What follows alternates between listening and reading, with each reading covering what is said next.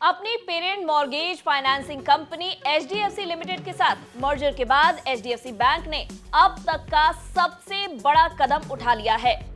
सबसे बड़ी बात यह है कि क्या इस कदम से एचडीएफसी बैंक के सुस्त बने हुए शेयरों में इन्वेस्टर्स को मुनाफा कमाने का मौका मिल पाएगा या नहीं। बुधवार को एचडीएफसी बैंक के शेयर 1% चढ़कर 1,523 रुपए पर कारोबार कर रहे थे, जहां दूसरे शेयरों में इन्वेस्टर्स इस साल जमकर मलाई काट रहे हैं। वहीं एचडीएफसी बैंक के शेयरों ने 2023 में अब तक करीब 7% का नेगेटिव रिटर्न दिया है। सवाल ये उठ रहा है कि क्या एचडीएफसी बैंक के शेयर अपनी सुस्ती से बाहर निकल पाएंगे।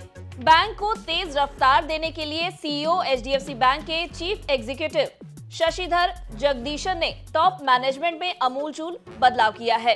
इसके साथ ही रिटेल लोन्स को लेकर अब अकाउंटेबिलिटी स्ट्रक्चर में बड़ा बदलाव होगा और साथ ही डिपॉजिट्स हासिल करने में भी बैंक को मदद मिलेगी।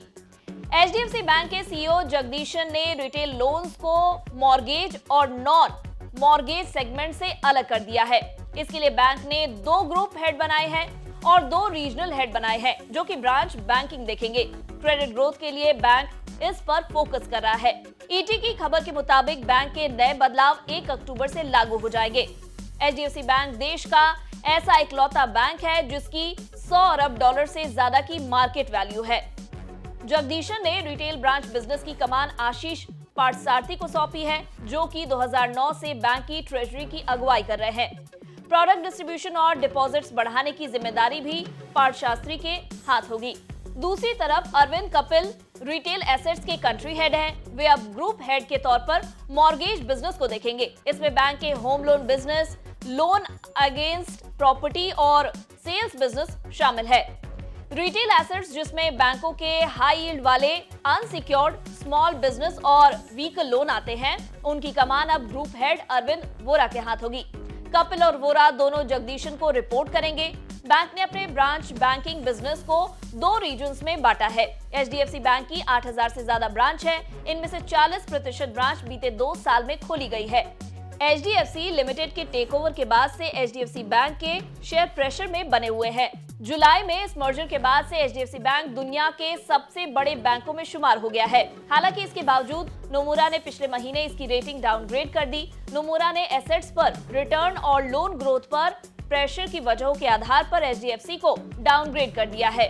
पिछले साल अप्रैल में एचडीएफसी बैंक ने देश के सबसे बड़े मॉर्गेज लेंडर को खरीदने की डील का ऐलान किया था। ये डील करीब $60 अरब की थी। भारत में लोन और कंज्यूमर स्पेंडिंग में हो रही तेज ग्रोथ का फायदा उठाने के लिए ये फैसला लिया गया था। भारत दुनिया की सबसे तेजी से बढ़ने वाली इकोनॉमीज में से है और ऐसे में एचडीएफसी बैंक इस मौके से चूकना नहीं चाहता था।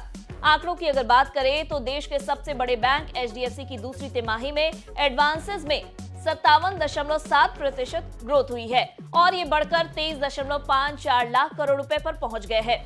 एक साल पहले की दूसरी तिमाही में बैंक के ग्रॉस एडवांसेस 14.93 लाख करोड़ रुपए थे। इसके साथ ही मर्जर के बाद बैंक के होम लोन डिसबर्समेंट 48,000 करोड़ रुपए के साथ सबसे ऊंचे लेवल पर रहे हैं। दूसरी तिमाही में एचडीएफसी बैंक के डिपॉजिट्स करीब 21.73 लाख करोड़ रुपए रहे हैं और इनमें पिछले साल के 16.73 लाख करोड़ रुपए के मुकाबले 29.9% का इजाफा हुआ है। कुल मिलाकर जगदीशन ने एचडीएफसी बैंक के कारोबार को और धार देने के लिए जो अमूलचूल बदलाव किए हैं, उनका असर आने वाले वक्त में क्या होगा, इस पर इन्वेस्टर्स और पूरे बैंकिंग सेक्टर की नजर होगी। अगर आपको हमारे इस वीडियो में दी गई जानकारी पसंद आई हो तो इसे लाइक और शेयर जरूर करें। साथ ही बिजनेस जगत की खबरों से अपडेटेड रहने के लिए बने रहे हमारे साथ और देखते रहे बिज़ तक।